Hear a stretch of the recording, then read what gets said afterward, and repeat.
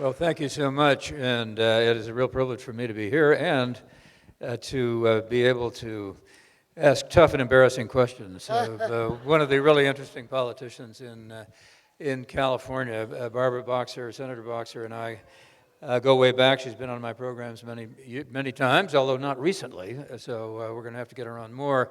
Now that she is retiring from office, she'll be available as a commentator, I'm sure, and you'll be able to fill us in.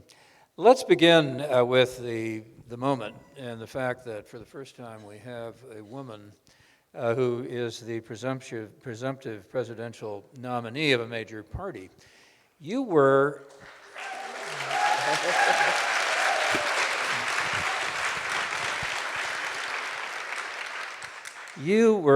one of the gender pioneers in both the House and the Senate. And you write about that.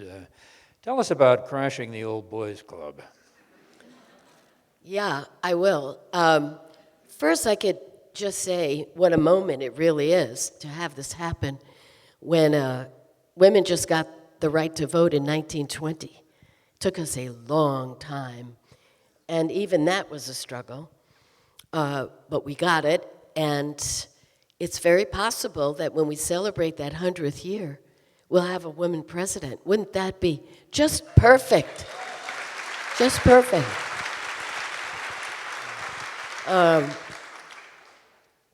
But enough about that. Times have changed. Times have changed dramatically. When I went into politics in the 70s, it was because actually everybody came to ask my husband if he would run for this local county seat. And Stu is here today. Stu, where are you? Stu Boxer. Where is he? I can't see. There he is, right in the front. And he said, well, what does it pay? You know, what does the job pay? Because he was working and I was staying with the kids at that time. He said, they said it was $11,000 a year. And he said, well, you know, I can't support the family. And he looked at me and he said, why don't you run? And I said, me? And I'm serious, it was so out of context for a woman to think she could actually win. There were very few role models. One woman in the United States Senate, there had been one woman on the County Board of Supervisors in Marin. There just was, you couldn't envision it. I ran a very hard race, I almost got elected. It's the only race I ever lost. But I'll share with you a story, it's in my book. There's a lot of stories in the book, funny / sad / you can't believe it stories. I would knock on doors, you know, and this is Barbara Boxer, I'm running for county supervisor, hope you'll vote. So one day, knock, knock, knock on a door. A woman opens. I think, oh good, a woman, she's gonna be good. First thing she does, she opens the door, she said, I didn't know you'd be so short. That was the first thing. I said, oh, okay, you know, I hope you'll support me. She says, well, you know, I can't. I said, why? She says, because you're abandoning 4 children. You're leaving 4 children at home. Now, mind you, I only have 2 children. So I say to this woman, no, I don't. I have 2 children. She said, no, you don't. She said, I read about it. I said, lady, if you ever gave birth, you don't forget what it's like, and I only did it twice. At that point, I realized I could stop a missile from coming at her with my bare hand, and she wouldn't vote for me. There was so much prejudice. This was a part-time job. It was located 7 minutes from my house by car. The incumbent was married with 2 kids. His wife worked full-time. He worked full-time, plus he had the supervisor job. So that's just one of several hilarious / sad / I can't believe it stories. But I will say, in closing your first question, there's no question that the reason I got elected was because of Anita Hill. And I spend a lot of time in the book talking about her courage, her amazing toughness. The book is called The Art of Tough. It's very hard to learn it. And she knew it. She knew she had to tell the truth and do the right thing. And because of her courage, everybody got to see the Judiciary Committee was all male, and that the Senate itself only had 2 out of 100 women. And so Diane and I were able to get elected that year in 1992, using our sense of humor, our art of tough, and all the rest that I detail in the book. But there's been a sea change. Not that we still don't hear it. You hear that Hillary's voice is annoying because it's strong, so it's grating, you know? But a man is powerful. You still get those things, but it's a lot less than we used to get it in those days. There's that famous picture in the book of you charging up the steps of the Senate in order to try to get the Senate committee to reopen the hearing on Anita Hill. So you suddenly became sort of if not a household word, at least a much better person, better known person than you had been before. Were you in the Congress at that time? Yes. And went to the Senate to tell the Senate that it was time for them to reopen the hearing, and the chairman of the committee was Joe Biden. He sure was. Oh boy, and I love him, but that was not right. What happened was such an amazing story. They had finished their hearings on Thomas. They had just borked Bork, so they knew they had to do this. And the last thing the committee wanted to do, Democrats and Republicans, the Judiciary Committee in the Senate, was to reopen the hearings. But then there's this Anita Hill, this respected law professor, so fabulous, so sincere, you know, saying that she was sexually harassed by Thomas. And so we only had in the 20s over in the House, out of 435 colleagues, we were like, I want to say 28. I could be off by 1 or 2. And so Pat Schroeder, how many of you know who she is? A lot of you do. She was pretty fabulous, you know. She's the one who said to the Armed Services Committee, because they didn't want her on there, she said, you know, I have a brain in addition to my uterus. That was her famous line. So when all this came out, we couldn't believe that they were not going to reopen the hearings, the women of the House. So Schroeder said, 6 or 7 of us will march up the steps to demand that the committee open up the hearings, and 6 or 7 of us will stay back in the House and make speeches. So I got to go over to the Senate steps. Now, if you look at this picture in the book, it's a pretty wonderful picture. It cost me a lot more, and I had to pay to use it in the book, because it's a very iconic photo of these determined women marching up the steps, and you can almost see in our body language the determination, the focus, the angst of the moment. And we get up, but I'm always credited with leading the charge. I was first up the steps because I was from California and I was a workout person. We worked out. The other women were going, So I got major credit, but Pat Schroeder, she's my woman, she was the one who organized it. We get up to the top of the steps, knock on the door. You have to knock on a lot of doors when you're in politics. So I knocked on this door, behind which are all the Democratic senators. Biden's in there, they're all in there. So we want to go in there and tell them they have to reopen the hearings. We're met by a woman who says, you can't come in to the lunch. They were having lunch. And said, why can't we come in? She says, we don't allow strangers in the Senate. So I said, what are you talking about, strangers? We've been there between us over 100 years in the House. We need to talk to our colleagues. Well, don't take offense, she says. That's just what we say. If you're not a senator, you're a stranger. That's a term of art, which I think she made up because I've been in the Senate for 24 years. No one's ever said, you're a stranger. But she thought that would stop us.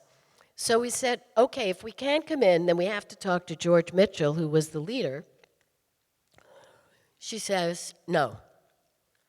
So we said, okay, the art of tough kicked in. We said, look down the stairs. What do you see at the bottom? She says, 36 cameras. I said, They're taking pictures of us. They took the pictures walking up. If we walk down there, we're going right over there and telling them we couldn't get a meeting. She says, wait one moment. At which point, Mitchell met with us and promised to reopen the hearings. But they were mad. They shut them down very quickly. And in the book, I blame myself for not keeping my eye on the prize. I took my focus off it. And if I had not taken, I thought for sure, as soon as they opened these hearings up and Anita testified, Professor Hill, that would be it. I couldn't believe we'd have to do more. But as you read in the book, there were other women waiting to testify. I did not keep my eye on the ball, learned later of all this, and Clarence Thomas got confirmed. And it makes me heartsick. I blame myself. And believe me, as a politician, you don't like to admit when you're wrong. It's hard. But I knew if I had focused more and kept my eye on it, things would have changed. So I put that mea culpa in the book. And again, you said that earlier that a lot had changed since you got there. More women in the House, obviously more women in the Senate. But do women govern differently? Are they different in the legislative atmosphere than men? Can you generalize about them in that way? I can make a generalization. It's certainly not true for everybody. But I would say, in general, what I've witnessed in the Senate, I can't say about the House because I've not been there for so long. Although I'll tell you, Nancy Pelosi was an amazing speaker. She got so much done when she was there as speaker. Now she's leader. But in the Senate, what I've noticed is women, when we're chairman of committees or the ranking member, we tend to get more done. We tend to get more done, and I could be very specific. Just the last couple of years, if you look at any of the legislation, whether it's the water bill, the highway bill, the agriculture bill, the energy bill, the budget deal, all women. The intelligence bill, Diane, and it's been interesting to see it. And I think the reasons are, and again, can't generalize, but women tend to not care about the credit so much up front. They understand, or we understand, once you get it done, your credit will come. So I think that's one reason. We tend to pull people together more. You know, we know in many ways the art of tough, but also the art of schmoozing, which you need to know. There's a lot of food around when we work on things. We can come over for breakfast. Let's celebrate the fact that we actually, wrote the first part of this bill. Let's mark it, So I think there's more of a socialization around getting things done that seems to have a good impact on our work. So I would say in general, we do well and we do better, I think. There is a psychological theory that the oppressor, when the oppressor takes power, adopts the characteristic, the oppressed rather, when they take power ultimately, adopt the characteristics of the oppressor. Is that what Nancy Pelosi was doing? She ran a pretty tough ship in Washington. Well, Nancy knows how to get things done. I don't know whether it was the oppressor, the oppressed, or anything else, but I do know she got Obamacare done, and if you think that was easy, we've been trying to move toward universal health care for 55 years, and she knew how to get it done. And she also passed a great climate bill, which, sad to say, we couldn't get done in the Senate. So I think what you do is you learn from everybody. There's no one person has all the secrets. You just got to put it together, piece it together. But I'm interested that you use the word the oppressor, because Stu and I had an experience I'll share. It's in the book. In that early year when I lost my only race in 1972, there were 3 candidates in the race for a county supervisor seat. The incumbent, very nice guy, myself, and a doctor named Bill Falanti. And this was in Marin. So I entered the race when Stu said, why don't you run? I did it, and it was going really well. 3 of us in the race, and one day, this candidate, Bill Falanti, Dr. Falanti, says, I would like to come and talk to you about where I see the race now. And I thought, wow, maybe he'll drop out and support me or something. So we were very excited. I said, well, can you come over and talk to Stu and me tonight? He says, yeah, we're all ready. We get the kids off to another room, and we're sitting in the living room, and Bill is sitting on the couch, and Stu and I are sitting across from him. And he says, I'm here with something very exciting. I said, do tell. What is it? He says, you need to drop out of the race. And I said, why would I ever do that? We're doing well. We may even come in first. Why would I do that? And here's what he said. Only the oppressor can free the oppressed. And I said, wait, you're saying only men can free? He said, if you get elected, it'll be terrible for women. And I said, please explain. And he said, because we're the oppressor. If I get elected, I'll do good things for women. If you get elected, you'll be controversial. And goes on and on. And finally, Stu and I look at each other. We stand up. The art of tough kicked in. And I said, this meeting is over. And we walked to the door. Yeah. We walked to the door. And as I write in the book, I shut the door after him. But in reality, I slammed the door after him. Now, P.S., the guy came in a dismal third. In that primary, I came in first. The incumbent came in second. But Bill Falanti, the oppressor, endorsed the incumbent, and I lost in a very tight race. But it was, and I know it sounds Pollyanna-ish, actually a good lesson for me. I got so tough after that race. I'll tell you one other quick funny story in that race. Just when I thought I was making headway on all the anti-woman, kind of stuff I was dealing with, I was giving an environmental speech to a group of women. It was a mob group, and I was excited, and I talked about the importance of preserving the county and keeping it green and expanding the parks, and everyone was nodding. It was great. I said, who has a question? So the first person raises her hand, the back said, yes, and she says, when do you do your dishes? Do you have time to do your dishes?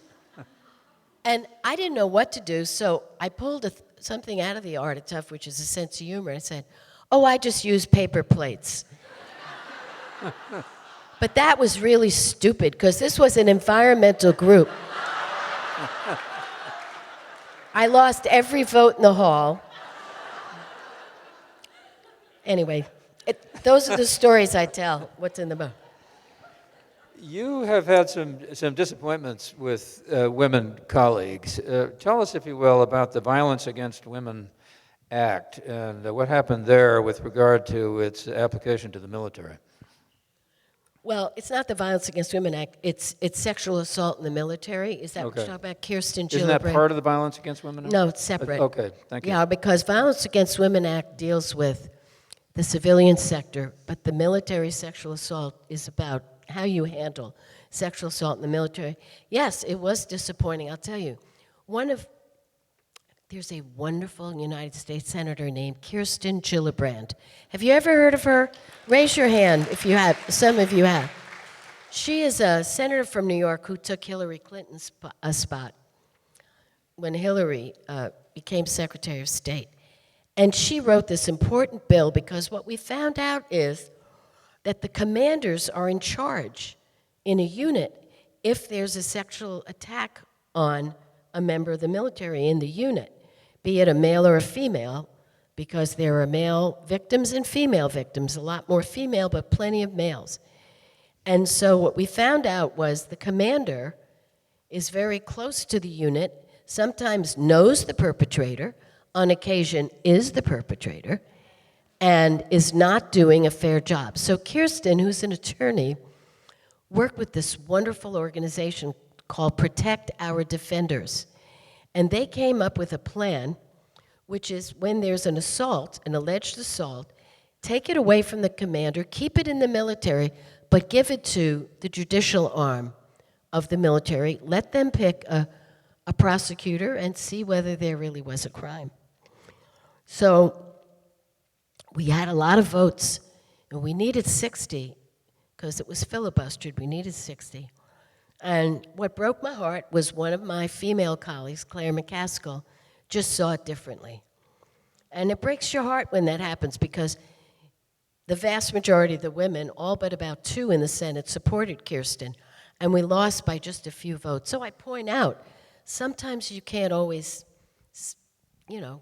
get every single woman to be with you on these issues. And Claire has her reasons. She thinks it's bad to take things away from the commander. She thinks they deserve to have the power, but this is a fight that's going to go on after I'm gone. Not after I'm off the earth, but after I'm out of the Senate. You've been opposed by at least one woman for re-election that you didn't like so much. Now, who would that be? No, I did not. And your question? Come on, Warren. I can't get you off the hook. Ask your questions. We can leave it there. No, we should expand.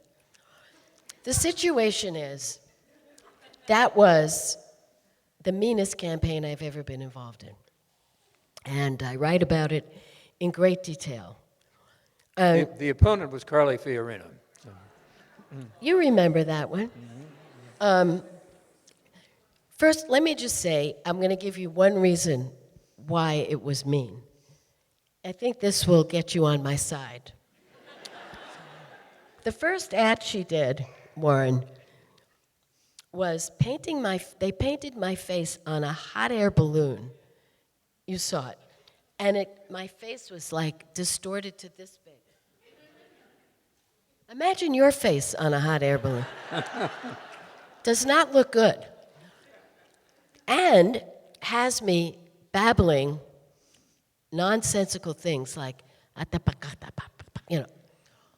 and crashing through the ceiling, was such a violent image, crashing through the ceiling of the Senate chamber. Everything shatters. See, I had so much hot air.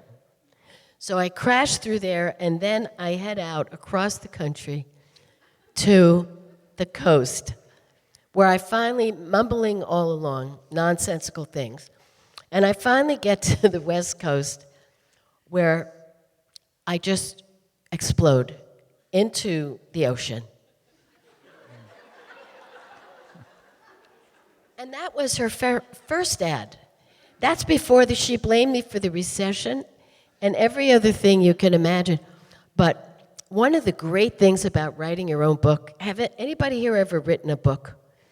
You should. A few people. One of the great things is you get to write the caption under the photographs. So when you get the book, pull open the center, and remember, I wrote every single caption. Why don't more women run for office? Is it because of the toxic atmosphere that we have seen so much of? Do they lack what you refer to as the art of the tough? Well, that's a great question. It's one of the reasons I wrote my book, because I'm trying to, it's an empowerment book. There's 2 points to it. One is to get you into the back rooms, inside the rooms, inside the foreign travel that we take and what it means, inside where the decisions are made, so you understand who's in the room makes a difference as far as what comes out of the room in policy, and who's left out of the room, and maybe on purpose, also impacts it.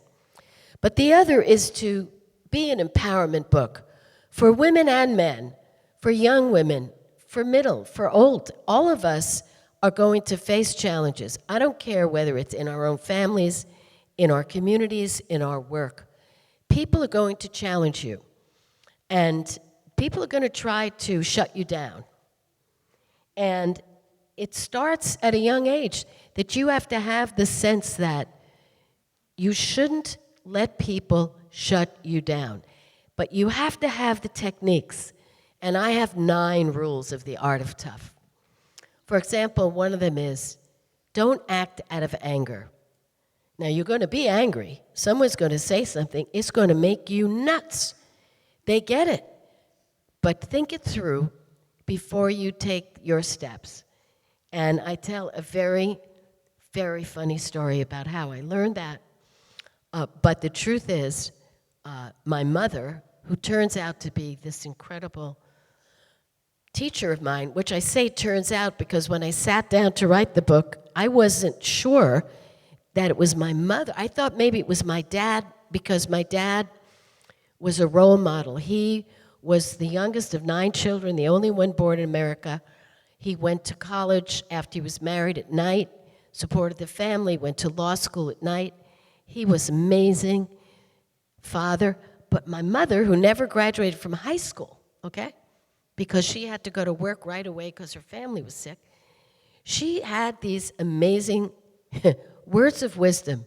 So after this experience I hope you'll read about when I was about 10 or 11 or so with this kid and acting out of anger, doing something really wrong, she sat me down and she said, what she always said when she was serious, she said, Barbara Sue, that was my middle name, Barbara Sue, I want to teach you something. She said, if somebody does something really bad, don't ever use violence or anger, but you can learn to tell them to go to hell in such a nice way that they will say, thank you. And I am telling you, if you listen to some of my speeches on the floor of the Senate, you'll see my mother's advice. I'll turn to a colleague and say, now my friend from Indiana, and he is my friend, simply doesn't get the fact that women will not be set back 100 years. And you just lambast it, but very nice. I know he means well, but how could he come to that conclusion after he's just simply read the history books? I know he feels it in his heart. But what he's saying is going to impact people all over this country. So it's the way you learn to use your art of tough, and whether it's at the water cooler or on the Senate floor. Let me ask you a question about what's going on now. The Republicans are having a hard time, obviously, coping with Donald Trump, regarded as an interloper, even though he managed to get the nomination. If Bernie Sanders had managed to get the nomination, would the Democrats be having the same kind of problem with him, an interloper who says we have to have a revolution and who argues against the nominee for her ties to Wall Street and the emails? He's used all of those arguments now that no doubt Trump will use as well. Would he have been an embarrassment to the party Well, itself? I'm not even going down there with you to that road. That's a silly road for me to go down. The people made up their mind. The Democrats have nominated Hillary Clinton. I mean, they have given her almost 4 million more votes than Bernie. Bernie is my friend. She's my friend. But people have decided. So I don't want to say, if it's hard enough dealing with the situation we have, let alone the one you describe. I mean, I love you, Warren, but I got to go down the path we're on, which is to unite our party now. And yeah. And I want to thank President Obama and Vice President Biden and my friend Elizabeth Warren, because I think that their coming out so strongly for her was good. And I know Bernie, and I take Bernie at his word, he's going to do his part. But, what separated the two Democratic candidates was not fundamental beliefs. What separates the Republicans are fundamental beliefs. And I think you said he's an interloper. Isn't that what you said about Donald Trump? He's been called an interloper. He was never a Democrat until this year. No, I thought you said Trump was an interloper. Definitely. Yes, I did. You said he was. Well, I want to say something here. The seeds were planted for just this kind of candidate by the Republican office holders, and I mean that. They have been talking, they have been blowing the dog whistle on racism, they've been blowing the dog whistle on immigrants, they've been blowing the dog whistle on, saying that women have no rights, they've been blowing the dog whistle saying we shouldn't have voting rights, and so then all of a sudden they get a candidate that says, yeah, I take that and I up you one. That's where they are. And they better understand this is not something that they didn't plant the seeds on. It's just bearing fruit in the form of Donald Trump. And, I just have to say, when I see Donald Trump talk about making America great again, he doesn't know what made us great in the first place, which is everybody working together. We are a melting pot. There isn't anyone in this audience, unless we have a Native American here, or two, or a group, they're the only people that would fit the definition, because everybody else comes from somewhere else, whether it was this generation, that one, that one, that one, that one, or that one. So to get up there and to talk about make America great again when you don't understand this history, obviously does not understand it. That we do great when we work together. That we do great when we build a middle class. That we do great when we lift people out of poverty. Because just economically, 75% of our economy is related to consumerism. So you cannot do what he does, which is not pay people. Did you see that latest story? He hasn't paid people. There's been lawsuits. He didn't pay them their minimum wage. He didn't pay them their overtime. God help us. But we can't just leave it to God. We have to make sure and we get involved, because I write in the book, the thing that worries me more than anything else is cynicism. People will say things like, you're all alike. You're all alike. Really? I mean, really? Am I like Donald Trump? Is Hillary like Donald Trump? Is Elizabeth Warren like Mitch McConnell? No. We are not all alike. Don't say that. It doesn't mean that you have to agree with me or any of Democrats on everything. You're never going to. I always tell people when they say, I don't know, Hillary, I agree with her on 90%, but I don't agree with her on everything. Look, the only person I say to voters that you're going to agree with 100% of the time is yourself. That is the truth. Stu and I don't agree on a bunch of stuff. And we've been together a long time. So you're not going to find the perfect candidate unless you run, which is something you could do. If you read my book and learn the art of tough, then you can. But it worries me that people get so cynical. And the last point about this cynicism, I was on Bill Maher last night, tried to do this, about authenticity. People say, well, Barbara, you're authentic, and Bernie's authentic, and Elizabeth Warren's authentic. Hillary's not authentic. Yes, she is authentic. She's not me. She's not Elizabeth. She's not Bernie. She's not Obama. She's Hillary. She's Midwestern values. She comes out of that workaholic authenticity, smart authenticity. Just, she's not good at, big rallies and backslapping. Her authenticity is she's ready to get the job done. That's her authenticity. Doesn't come with not a show horse. She's a workhorse. So I just hope this election that people will recognize, somebody asked me, what issues are at stake? I said, everything. There isn't one issue. You name your most important issue, I don't know what it is because I can't read your mind, it's at stake in this election. Because the parties have drifted apart, very different now, and the candidates couldn't be further apart. Well, let me ask you more about the Democrats, and particularly about Bernie Sanders. There are a lot of people, he got a lot of votes. No one expected that he would.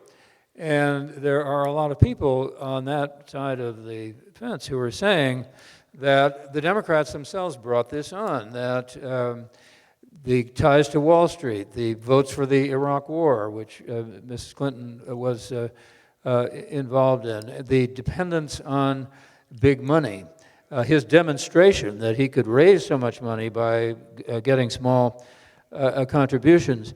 It seems to me that there's a potential for the party to be very divided there on substantial issues. It's almost lucky for the Democrats, it seems to me, that they can run against Donald Trump. Yeah, it is. But let me take you back to 2008, a much closer race between Hillary Rodham Clinton and Barack Obama. Much closer race. And believe me when I say, and I was so torn because Hillary was like my sister and Barack was like my son. These were two colleagues, and I stayed out of the race. And Bill Clinton didn't take kindly to that. I write about it in my book. Now we're in a love fest, but then it wasn't good because I could not get myself to get in the middle of it. And so I was one of those people, Warren, who had a lot of legitimacy in trying to bring both sides together. And both sides came together because so much was at stake then as well. Remember John McCain, who, by the way, by my count, and I write a lot about him in the book, very complicated relationship, but by my count, he would have taken us into 6, 7, 8 wars had he gotten elected. So a lot was at stake. And Hillary, she was the model for Bernie. Here she was, about to make history back then. A lot of people were upset. A lot of women were upset. And everyone said, I remember going on Wolf Blitzer, and he said, boy, the Democratic Party will never unite around Barack Obama because Hillary's people are so upset because she was going to make history. And I said, I predicted what happened. I said, Hillary will lead her people in the right way. And boy, did she ever. She introduced him at that convention. She took his hand and she never let it go. And then, after he was sworn in, he asked her to be his Secretary of State. And I remember she came to me and she asked me what I thought. And I said, for the good of the country, please do it, because we were in the darkest days of the worst recession since the Great Depression. We had terrible foreign policy challenges. And I said, you've got to take it on, because you've got to let him focus on bringing the economy back. And she took it on. And she took the reputation of the world that was down here toward America and brought it back up. So Bernie and Hillary, who definitely want the same things for America, they both want campaign finance reform. They all want to make it easier to go to college. She's a little bit tougher on sensible gun laws. She's a little bit tougher on paid family leave and child care. He's a little bit tougher on how far to raise the minimum wage. They have a lot to talk about. He wants to rebuild the infrastructure. She wants to rebuild the infrastructure. So I can tell you, knowing them both, if I was the fly on the wall in that room, there'd be 5 or 6 issues that I think could bring them really together, and I really think and hope it will happen. You mentioned John McCain a couple of times. I can't resist asking you to tell the story about John McCain and your testimony before his committee and how he felt about whether you should come back or not. Right. Oh, boy. When I was pretty junior senator, there was a big movement to censor the way you rated movies. I don't know if you recall this, but you know the movies, they rate themselves PG and X and what else? G and R. See, now that my kids are older, I don't pay that much attention. But they do that, and so there was a big movement to take it away from the movie industry and have government ratings. Yeah. And so, of course, I was against it, representing Los Angeles and the movie business and recognizing that censorship is not cool. And so, but there was a big move to do it. So I went to testify before the committee. you have to read the chapter, but basically here's what happened. On the way over to the testimony, I heard Tom Coburn on the radio. He was then a congressman. He eventually wound up in the Senate. He's from Oklahoma. And he was talking about how terrible it was that Schindler's List was not rated X because there were scenes of naked people in the showers. Remember, in the death showers. And I thought it should be rated in a way that if you're over 16, you could go to see it with a parent, whatever that rating was. And because I thought it's important for people to learn about, A, the Holocaust, and B, a hero, a Christian hero, who saved all those Jews. Okay. So I thought, I've got my testimony. So John is sitting up there on the Commerce Committee, and I'm a little junior senator. Senator Boxer, what do you have to say? Okay. I said, Miss Chairman, coming over today on the radio, I heard Tom Coburn say, but I think that movie really almost ought to be required for kids in high school because of the lessons that are learned. So the purpose of my testimony is to say, let's not have the government get involved in this. Because here's why. Tom Coburn is in the Congress, I'm in the Congress. He sees it one way, I see it another way. People may well agree with him, and then people agree with me, but it's subjective. So keep it away from the government. What are we going to have, some bureaucrats sitting, deciding how to rate movies? It's an imperfect system, but keep the government out of it. So the hearing ends. We go to the floor. We had a vote on the Senate. And I walk up to John, and I say, Mr. Chairman, I want to thank you for allowing me to testify. And he unleashes his John McCain, rage. And he says, let me just tell you something. How dare you come and talk about another member of Congress who wasn't there to defend himself? I said, John, I gave him utter respect. I just said he and I disagreed. My whole point was, it's subjective. He said, I don't care. I was part of the Keating Five, and they tried to rail me. And he just went off into outer space. And he says, you are banned from my committee. Well, I was like a brand new senator, and I thought you could ban someone from your committee. Well, you really can't. Well, that's part of the art of his stuff. He thought, I pulled that on senators too. You tell them things.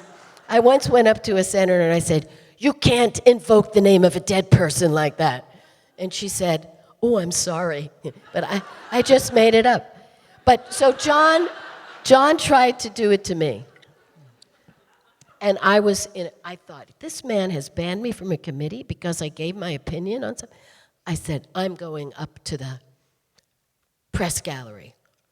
Because part of the art of tough is you do the right thing and you don't let someone intimidate you. So I'm walking to go to the press gallery to hold this impromptu news conference to say what happened. And Joe Biden sees me. He's a really good friend, and he says, Barbara, what's wrong? You look terrible. What's the matter? I said, I am terrible. Well, what happened? I tell him. He says, oh, that's John being John. I said, I don't care if it's John being John. If that's John being John, I'm going to tell the world about what he's like. He said, he doesn't mean anything about it. I said, I don't care. He's banned me from his committee. He can't do that. He just did it. He says, wait a minute, don't move. He goes over, he sees McCain. McCain writes an apology note. And I never held a press conference. I probably should have still held a press conference. But that's John McCain. And I wrote a little poem to him. I love to write songs, lyrics to funny lyrics to songs or limericks. And I wrote a funny limerick to McCain. But I can't remember it by heart, so you have to buy the book. I've been having such fun asking questions of Senator Boxer that I have let the time go by. When you are to get the opportunity to ask Senator Boxer questions, I don't see anybody leaving, so stick around. It's your turn, and I believe there are people in the audience with microphones. I'm not sure how this is set up, but are there people who want to ask questions? My question has to do with Ted Kennedy. When he passed away, I remember hearing, people say that things were going to really go downhill because he was the only one who could cross the aisle and talk to the Republicans and get people to shake hands. What do you think about that? My experience is that when someone like Ted, who is a lion of the Senate, leaves the stage, people step up. And the thing about Teddy, which was so remarkable, was that he had his band of issues, which were very deep and broad. He was deep into education. He was deep into labor issues. He was deep into health issues. Think about that. Just those three. So what I said when he died was, it's going to take 3 to 5 people to step in, and I think we did do it. That's the beauty of our democracy. Even though, remember, our founders said, this is a government of laws, not men. And it's men and women now, but it's a government of laws and men and women. So it's important because the men and women who were there could change the laws, but I think people stepped up. Ted was one of my great mentors. I talk about him a lot in the book. And he knew how to step back and not take the credit and watch. He was the real force behind the ending the Iraq War. But no one knew it. They all thought it was Bob Byrd because Ted thought it's better for the face to have a more conservative lawmaker. Another question over here. Yes, thank you. Well, that's loud.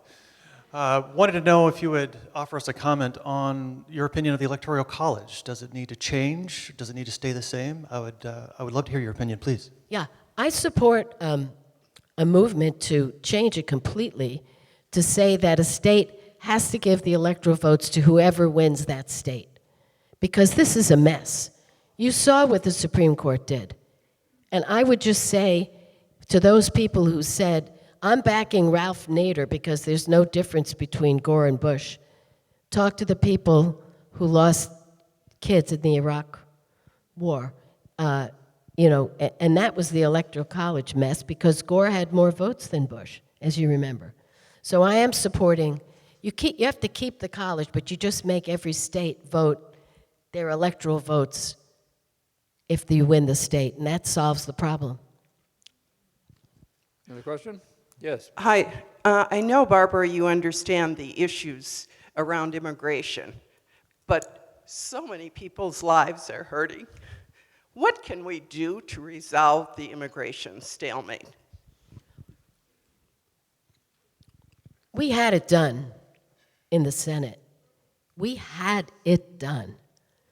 And it all fell apart at the end because of politics, the politics of hate.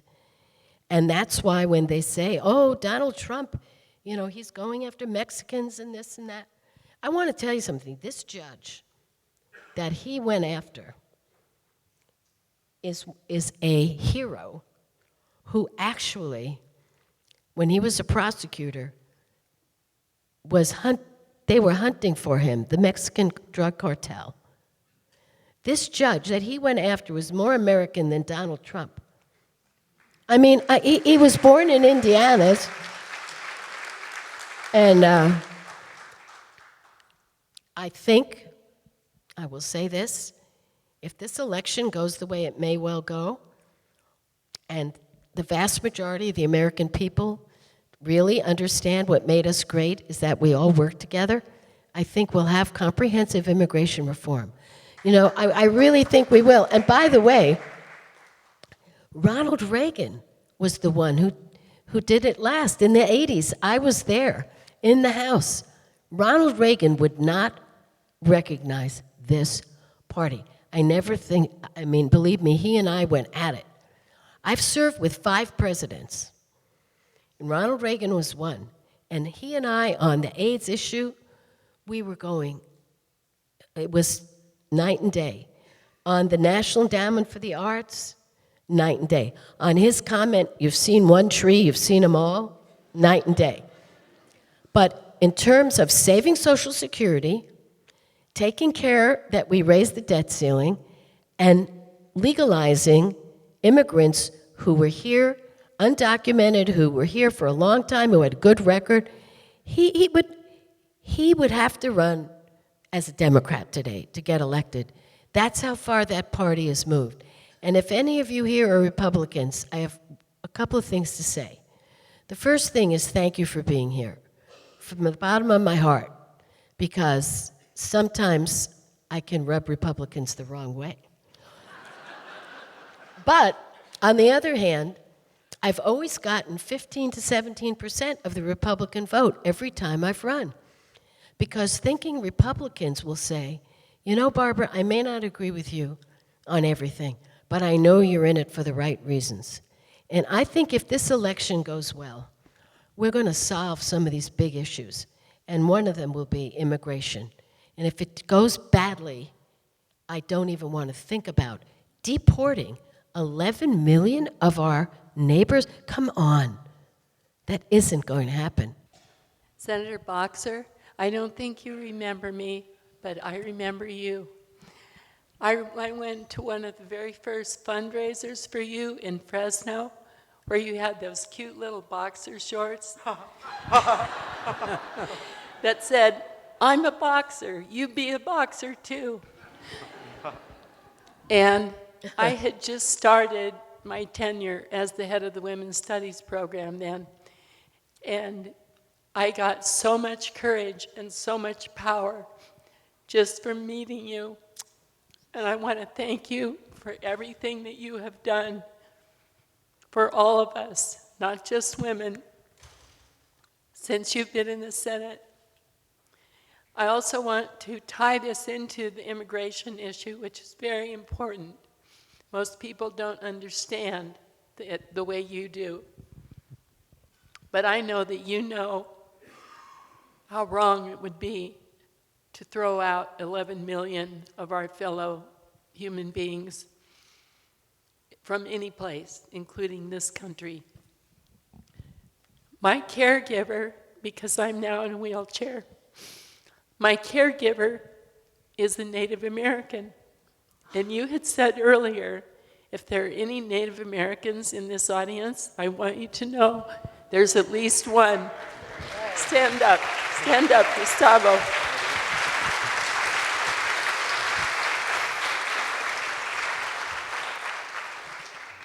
Se llama Gustavo Ramirez. Y I'd like for him to speak in his own voice because he has the greatest comeback. And anyone who is an immigrant who has ever been told to go back where you came from, Gustavo is from Arizona. That's his tribal home. So I'm going to let him tell you what he tells people who rudely, because he has dark skin, think he doesn't belong here, that he's not really an American, even though for how many centuries? 5,000 years. For at least 5,000 years, his people have been living in Arizona. As far as I know, that's still part of the United States. I'd like to commend you on your words in terms of immigration and to acknowledge Republican Ronald Reagan for passing amnesty, as they called it back then, and legalizing undocumented immigrants. And so I trust that I've been a Bernie person, but hardcore. But I trust that Hillary Clinton will do, unlike Obama, who promised in his 100 first days, and then his first year, and then his second year, and then his first term, and then his second term, that hopefully she'll do what Bernie's saying. And if Congress doesn't approve of a comprehensive immigration reform, that she would have the courage to use her executive order as a Republican did something similar to that. And that's as brief as I could put it. But No, I you still did want it to say I thank you, and I'm trying to put it nicely, like you just taught me. Thank you. Oh, you're very sweet. Well, let me just thank you so much. You know, my heart is heavy because my mother was not born in America, okay? And my father was the only one of 9 children. And this United States of America, this is the freest place on earth because my family heritage, if I had been born in Europe, I would have had an outcome like Anne Frank. So this is the greatest country. This is, bring me, you're tired, you're poor, get them here, and we work together. And let me tell you, we work beautifully together. Now, I'm just saying, in many ways, this election is about the soul of our country. And I do believe Hillary, because she voted for comprehensive immigration reform, she will know where to go with it. And I do believe, because she's already stated a long time ago in the very beginning, that she would go further with executive orders. But, you know, when I think about the mean-spiritedness that we see coming from a Republican presidential nominee, it is stunning. How can you run for office saying, you know, insulting 2/3 of the people? He's not running for commander-in-chief, he's running for insulter-in-chief. And then this is the United States of America. It's not the divided states of America. So when you look at it, and I don't know how many of you saw his imitation of a disabled person. I learned when I was 6 years old, don't you dare ever stare at someone who is suffering. Now that's basic decency. And kids sometimes don't learn it till they're older, but by the time they're 70 years old, they should know that. So all I can tell you is, I'm glad you came out today. I think we'll close it because we want to go to the lobby and sign some books. I know many of you have supported me through thick and thin, and several have come up and said, it didn't feel the same. You weren't on the ballot for the first time in 24 years. And a lot of you have said, why? And I said, here's the thing. Number one, I predict a strong woman Democrat will replace me in the United States Senate. And I'm not retiring because I can't. So I'll just be able to see my husband more, see my grandkids more, and work out of California, which to me is the most incredible place on this earth. And you really touched my heart when you talked about the fact that I inspired you. You all inspired me every day when the right wing came after me time after time after time. And you have been the wind at my back, and I am forever grateful. Thank you so much, everybody. Thank you, Warren.